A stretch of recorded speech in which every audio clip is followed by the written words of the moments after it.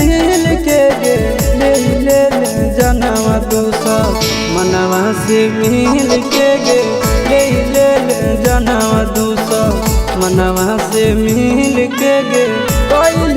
गदारी भारी बुझल नहीं फिर के गे कोई गदारी भारी बुझल नहीं फिर के गे ले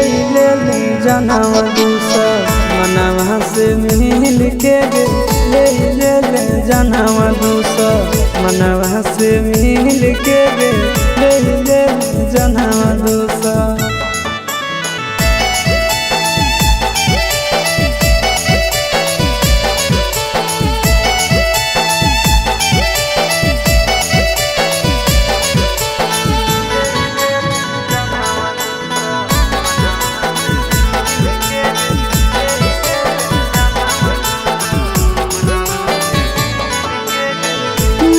हमी से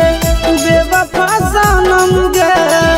पता नहीं हाल करबी ऐसन कदम गे मारल हमी से बेवफा सनम गे पता नहीं हाल करबी ऐसन कदम गे दिल में बसैले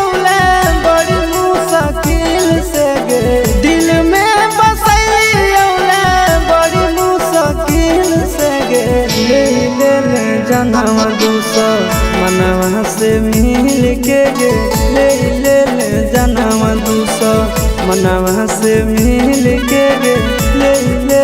जनवा दूसर।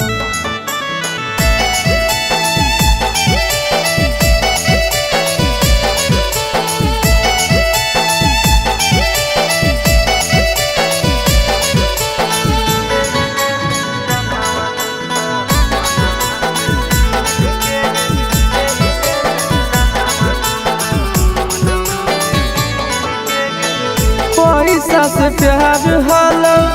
दौलत के भूख गे आशीष से ज्यादा कोई नहीं दे तो तोरा सुख गे पैसा से प्यार हाल दौलत के भूख गे आशीष से ज्यादा कोई नहीं दे तो तोरा सुख गे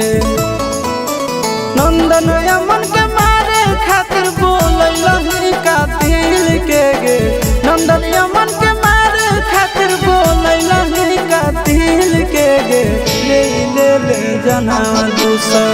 मनवा से मिल के गे ले